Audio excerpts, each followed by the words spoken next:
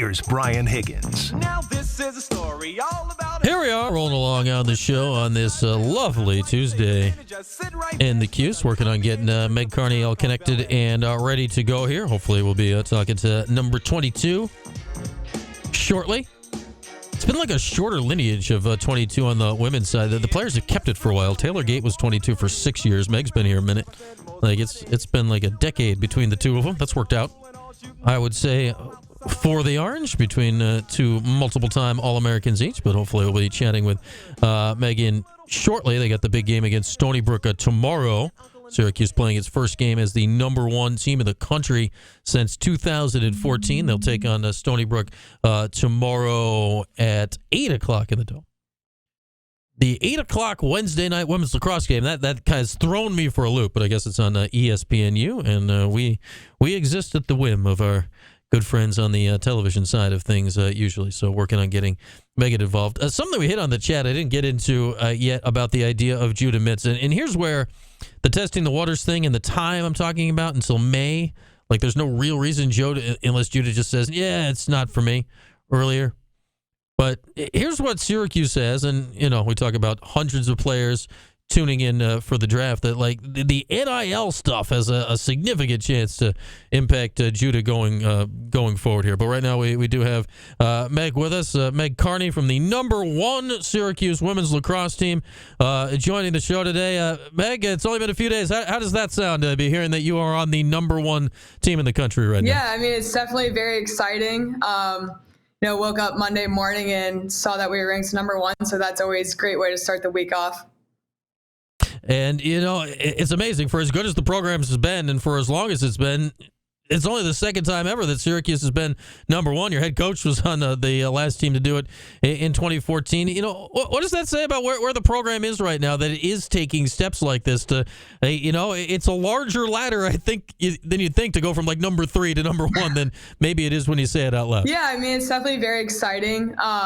Like you said, we've been very close in the past year, so it's a very great feeling to finally be ranked number one, but honestly, it doesn't really matter until Memorial Day weekend to be number one. What's the vibe in the team right now? What is standing out to you about this year's team that's maybe different than the last few? I mean, you guys have been really good, but what is it about this year's team that stands out differently? We're just having fun this year. A lot of us have been battling with different injuries here and there, and we've been out. So just to have us all back and healthy and get one last chance to play together and just have fun out there has been like the most important thing for us.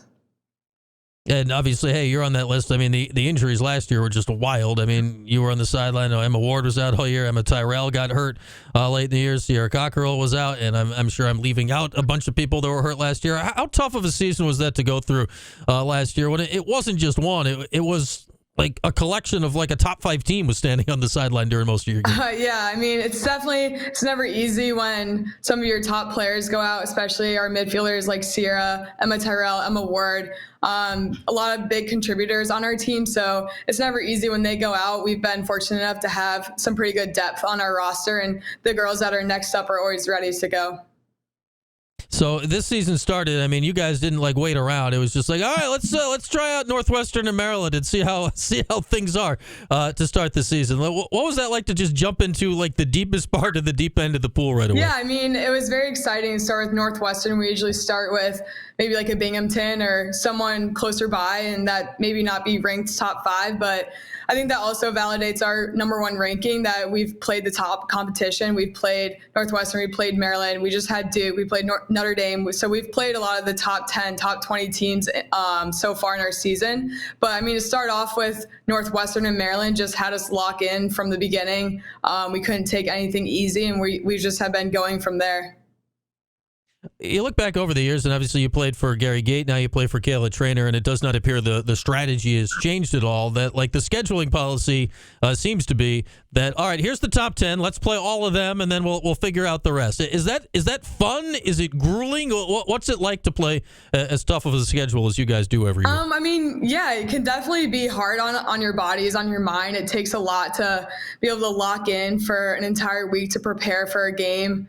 We played Maryland, then to turn around and play Binghamton 2 days later. I mean, that's definitely a lot for that like they're asking us to do, but it's exciting. It keeps it fun. It keeps it interesting. Doesn't really give us much time to relax or take the foot off the gas. So I think it's for the better for us and just for the program. And it just helps us learn each game where like we know what we need to do better at and then move on from there. Yeah, 9-0 start. I mean, you've already beaten multiple ranked teams. You mentioned Northwestern and Maryland literally to start the season. You beat Notre Dame as ranked. Loyola, you came back, pulled away in the second half, most recently over the weekend to beat Duke. And you had a big game against Duke with 5 goals. What happened this last weekend? You were in a tight one at the half and pulled away in the second half. What led to that second half success for you guys? Yeah, I mean, Duke is a great team. They're very well coached, and they always give us their best game. Last year in the Dome, I think we were down 8 at one point and ended up coming back. But I mean, they always play us very well. So this past weekend, it was just a tough game. They're a very great team, and we never really doubted if we were going to lose or not. So, I mean, we knew we were going to come out on top. It was just a matter of when we were going to start to pull ahead. And luckily, the third quarter, we sort of turned it on and pulled ahead. But yeah, I mean, my teammates have made it very easy for me this season. They always just find a way to get me the ball, and I just put it in the back of the net when I'm open. So they've been helping and making my job a lot easier. Meg Carney of the number 1 ranked Syracuse women's lacrosse team is our guest, and the other Megan on the team, Megan Tyrell, has a pretty good argument for best player in the country right now. What's it like running alongside her every game? Yeah, it's very fun. I mean, she's a great player and great teammate.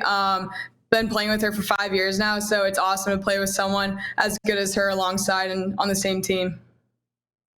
And here you are playing for one of the legends in the sport right now. As young as she is, I think she'd qualify as that in Kayla Trainer. Obviously, you split your career between Gary and Kayla. What have you noticed with Kayla's coaching style? What was it like when she took over last year, and how have you noticed her growing into the role now that she's in charge for year 2? I mean, it's been awesome. I've learned so much just in the last year and this year, but I mean, it's definitely crazy. Still at practice, like I'll think to myself, wow, Kayla Trainer is our coach. Like I used to watch YouTube highlights of her in high school, and someone I always looked up to. So she's taught us a lot, just both on and off the field. Meg Carney with us. And Meg, when we've talked Syracuse women's lacrosse over the years, I mean, we usually focus on the offensive end, and for good reason. There's just, a list of All-Americans that we could run out the show by naming them all over the last decade or so. And you guys are playing great on offense this year, scoring plenty of goals. But it feels like the defense has made a step this year. Delaney Schweitzer in goal for you. Her numbers are ridiculous. You got a young players at that end of the field. What are you noticing when you're watching the defense go this year? What is standing out to you about that end? Yeah, I mean, our defense is unreal. They're so good. They're so fun to watch, and just to be able to practice against them each day has only made us better. But yeah, standing on the restraining line when the ball is down on their end, it's just awesome to watch. And the confidence that they have and just stay level-headed each play and staying neutral is just amazing. It's so fun to watch, and it's great for them. And then Delaney is just playing out of her mind right now. The amount of confidence she has and that we have in her is just unreal, and it's been so fun. I mean, they've saved us a few times in some games where we can't finish the ball on offense, but they're making stops on their end, so they're definitely helping us out. Yeah, I mean, for those that don't understand, like most of the shots, I may be overgeneralizing here a bit here, Meg, like most of the shots in women's lacrosse, they come very close to the net. Like it is very hard to stop them because you're so close in when you get a good look. How is Delaney doing what she's doing this year? I mean, her numbers right now, she's stopping 55% of the shots. I'd say like 40% is not bad. I mean, those numbers are ridiculous. Yeah, it's crazy. She'll make saves in games, and we just get so hyped, get so excited. And I mean, even an 8-meter, those should be automatic, especially for some players on the top teams. But she's saving majority of the 8 meters that come her way, which is just awesome to have because that's another chance for us to have the possession, have ball. Yeah, I'd say for you, like when you're standing at the 8 meter, the ball in your stick, like in your head, are you counting that as an automatic goal? Like how often are you thinking you should not be scored from there? I mean, yes, I like to think positive when I'm on that line and visualize the ball going in, but I mean, some goalies are making those saves because they're just very good. All right, Meg Carney is with us. You guys take on Stony Brook tomorrow night. Orange out in the Dome. 8 o'clock is the opening draw. A little late night action for you guys tomorrow. How do you plan the day around that? That's later than normal that you'll get going. I was just sitting outside with my roommate asking what we're going to do all day tomorrow. We have a lot of time to kill. But no, it's going to be exciting. It's prime time, ESPNU. So hopefully the Dome will be packed tomorrow. It's a very big game. Stony Brook always plays us very well, so it should be exciting. ESPNU's got to be kind of cool. I mean, I know you guys, all your games are, televised in one way or another, be it ACC Network Extra or sometimes ACC Network. What does it say for the sport of women's lacrosse? Like, you're playing a midweek, like, ESPNU game. Like, that would not have happened a few years ago. What do you think that says about it? I know. It just shows how much the game has grown. It's definitely helped a lot. So it's very exciting, and it's just great for the game. All right, so Stony Brook comes in. For those that don't know Stony Brook and women's lacrosse, they've been very good for a while now. To see that they're sixth in the country is nothing unusual, and you guys know that. But my main question for you, you are number 22 on the women's team. Number 22 on the guys' team is Joey Spallina. His dad is the coach of the team you are playing tomorrow in Joe. Are you guys giving Joey the proper amount of crap here this week of what you're going to do to his dad tomorrow night? Are you letting him hear about it in the hallways? I mean, I hope for the ones that are seeing him in the hallway, hopefully they're giving him some crap here and there, but I don't see him much around. So I know Stony Brook came in early today to go watch their game tonight, the men's game. So I know they're here, and Joe, I know, is ready to support his son. He's been at like almost all the games so far. So it's definitely interesting seeing Coach Spallina around in the Dome very often this year, but he's here to support his son. So, yeah. Yeah, and next year, like 2 more. He's bringing the whole clan to the men's team, so that's kind of a cool relationship. And so from here on out, Meg, here we are sitting in March. I mean, you played 9 games already, won them all. Halfway point, give or take, is kind of where we're at on the way to Memorial Day. What is the path going forward? How do you keep you guys on the right path to where you want to get to this year? Yeah, I mean, we're just focused one day at a time. We want to stay neutral and just keep seeing what we need to work on and just learning each game. But we definitely want to win March first. We had, I think, 8 games maybe in the month of March. I don't know. We had a lot of 2-game weeks. So we're just trying to win the month of March before we get into April and finish out the regular season. Do you embrace the challenge of winning a national championship? Like, I know you guys do, but is it openly spoken about?